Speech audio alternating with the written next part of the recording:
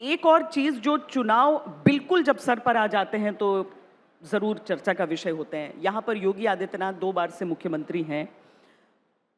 क्या योगी आदित्यनाथ ही चेहरा है बीजेपी के इस बार एनडीए के? देखिए, भारतीय जनता, मैंने पहले भी कहा कि संगठन आधारित पार्टी है और हम अपने विचारधारा पे चलते हैं। और मेरा पार्टी कोई परिवारवादी पार्टी नहीं है।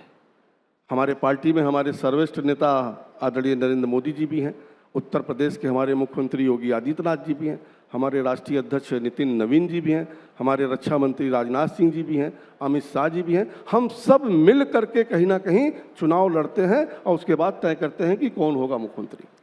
अच्छा, जनरेशन का बदलाव आपका केंद्रीय बीजेपी में भी रहा, तो नितिन नवीन जी का नाम आपने कहा है, कुछ बदलाव आए? जैसे कहते हैं ना, जब अलग अलग देशों में जेन जी निकल कर वहां पर उन लोगों ने आंदोलन किया, यहाँ पर आपका जो नेक्स्ट जनरेशन पे पहुंचा है अभी कमान। देखिए, नया जनरेशन जब आता है तो निश्चित तौर से उसका करने का क्षमता भी ज़्यादा होती है, सोच की क्षमता अलग होती है और उसमें वरिष्ठ लोगों का मार्गदर्शन लेकर के और भी अच्छा काम वो करते हैं और हमारे राष्ट्रीय अध्यक्ष जी उससे ही अच्छा काम कर रहे हैं। तो वैसे ही कुछ थोड़ा कामकाज में परिवर्तन आया है अभी? देखिए, राष्ट्रीय अध्यक्ष जी ने जो पहले से भी हमारे दल में होता रहा था, बूथ की बैठक होती थी लेकिन नियमित नहीं हो पाती थी। आज राष्ट्रीय अध्यक्ष जी के मार्गदर्शन में आज चाहे प्रदेश की कार्य समिति हो, चाहे क्षेत्र की कार्य समिति हो, चाहे जिले की कार्य समिति हो, मंडल की कार्य समिति हो और हमारे कह लीजिए कि शक्ति केंद्र की बैठक हो, और हर बूथ का हर महीना जो राष्ट्रीय अध्यक्ष जी ने फोकस किया है कि हर बूथ की हर महीने बैठक हो करके निश्चित तौर से सुनिश्चित किया जाए और हम लोग उस पर काम भी कर रहे हैं। करीब करीब 85-90% हम लोग कामयाब भी मिल गए, लेकिन इसको कंटिन्यू हम कर ले जाएं तो ताकि, क्योंकि चुनाव में सबसे आवश्यक होता है कि हमारा बूथ कैसा है। अगर बूथ, हम संगठन भारतीय जनता पार्टी के लिए कि बूथ का कार्यकर्ता, बूथ की कमेटी हमारी अगर मजबूत है तो समझ लीजिए कि आप 50% से ज़्यादा चुनाव आपके हाथ में आ जाता है। क्योंकि अगर आप देखें तो अंतिम 48 घंटे में कोई भी पार्टी हो वो जाकर के बूथ कमेटी पे ही अपने निर्भर कर जाती है। बूथ का कार्यकर्ता अगर काम करता है तो बूथ का हम वो जीत जाते हैं, बूथ का कार्यकर्ता काम नहीं करता है तो बूथ हम थोड़ा कमज़ोर हो जाते हैं। तो हमारा लक्ष्य, राष्ट्रीय अध्यक्ष जी का लक्ष्य है कि बूथ की बैठक हर महीने निश्चित तौर से हो और उसका प्रयास हम लोग भी कर रहे हैं राष्ट्रीय अध्यक्ष जी के निर्देश पे कि हमारा चुनाव आते आते कम से कम 5-6 मरतबा बैठक हो जाए तो बूथ हमारी ऑटोमेटिक मजबूत हो जाएगी। जब 300 पार का आंकड़ा आया था विधानसभा में, उस समय कुछ जगह पे सेटबैक्स भी हुए, क्योंकि बाद में योगी जी ने स्वयं स्वीकारा और कहा कि अति आत्मविश्वास कार्यकर्ताओं में, कहीं पर नेताओं में आ गया। आप लोग जब इस बार चुनाव में उतर रहे हैं, एक हैट्रिक सामने दिख रही है, पर क्या उस अति आत्मविश्वास के साथ जा रहे हैं या किसी भी तरह की कोई चूक कहीं रह न जाए? देखिए, हम कोई आत्मविश्वास के साथ नहीं जा रहे हैं। चुनाव होता है और ये ठीक है कि चुनाव हमारे कार्यकर्ता, भारतीय जनता पार्टी कार्यकर्ता अगर देखें तो 365 दिन काम करते हैं। हमारा अभियान लगातार चलता रहता है, यानी कि कोविड में भी कह लीजिए तो सारे दल के कार्यकर्ता घर में बैठे थे, लेकिन भारतीय जनता पार्टी का कार्यकर्ता कोविड में भी जनता की सेवा करता था। और हम जब सरकार में आते हैं तो हम शासक के रूप में नहीं करते हैं बल्कि सेवक के रूप में काम करते हैं और कार्यकर्ता हमारा हमेशा जनता से कनेक्ट में रहता है। और जो हमारे 12 साल के मोदी जी के कार्यकाल का जो काम है और जो योगी जी के 9 साल का जो काम है उसको ले करके डायरेक्ट कनेक्ट हमारा जनता से रहता है और जनता से मिल करके, जनता के भावों को समझ करके उस प्रकार से हम काम करते हैं। पंकज जी, वो कौन सा मुद्दा है जिस पे आपको लगता है कि आपको जनता को कन्विंस करना ही नहीं है, जनता को मालूम है कि बीजेपी सरकार की का ये स्ट्रेंथ है और ये उन्हें मिलेगा? और कौन सी ऐसी चीज़ है जिस पे आपको लग रहा है कि इसके लिए तो घर घर, व्यक्ति व्यक्ति तक पहुंचना जरूरी है? सबसे बड़ा स्ट्रेंथ और कमजोरी? देखिए, सबसे बड़ा स्ट्रेंथ हमारा है कि एक तो जो प्रधानमंत्री जी का नारा है सबका साथ सबका विकास, और जो कल्याणकारी योजना प्रधानमंत्री जी निकाला कि एक गरीब को मिनिमम रिक्वायरमेंट क्या होता है। एक गरीब को, देश का अगर नागरिक है तो उसको जीवन यापित करने के लिए कम से कम एक मकान होना चाहिए, शौचालय होना चाहिए, घर में बिजली का कनेक्शन होना चाहिए, पानी का कनेक्शन होना चाहिए, गैस का सिलेंडर होना चाहिए। गरीब आदमी हो तो भूखा सो नहीं पाए, राशन की व्यवस्था होनी चाहिए। बीमार होता है तो कहीं ना कहीं उसको दवा की व्यवस्था होनी चाहिए। और गरीब आदमी है तो 6,000 रुपया किसान सम्मान निधि के रूप में उसे हम मदद के रूप में भी देते हैं।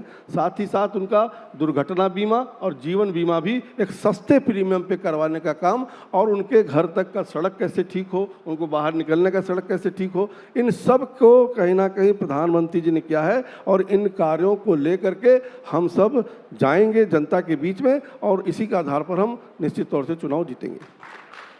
चूंकि सबसे बड़ी आबादी है, सबसे बड़ी युवा आबादी भी हो जाती है, रोजगार एक इशू हमेशा रहता है। रोजगार के मुद्दे पे आपको क्या युवाओं में एक असंतुष्टि दिख रही है? देखिए, हमारे प्रधानमंत्री जी ने जो देश में 4 जाति तय की है, उसमें आप देखें तो एक युवा भी है। और प्रधानमंत्री जी का महिलाओं पर भी और युवाओं पे विशेष फोकस रहा है। हम सबको नौकरी देने में सक्षम तो नहीं है, लेकिन रोजगार हम दे सकते हैं, स्वरोजगार उनको करने के लिए प्रेरित कर सकते हैं, और वो नौकरी मांगने वाले ना बने, नौकरी देने वाले बने, ऐसा प्रधानमंत्री जी की सोच है। और ऐसा तमाम स्कीम हम लेकर के आए। पहले हम उनको स्किल करने का भी स्कीम लेकर के आए। स्किल होने के बाद अगर वो कुछ करना चाहते हैं तो फाइनेंस की अगर कमी है तो हम मुद्रा योजना लेकर के आए, हम स्टार्टअप इंडिया लेकर के आए, हम स्टार्टअप इंडिया लेकर के आए। और कह लीजिए कि रोजगार, नौजवानों को कैसे काम मिल सके, इस पे विशेष फोकस प्रधानमंत्री जी का और उत्तर प्रदेश में मुख्यमंत्री जी का भी निश्चित तौर से इस पे है।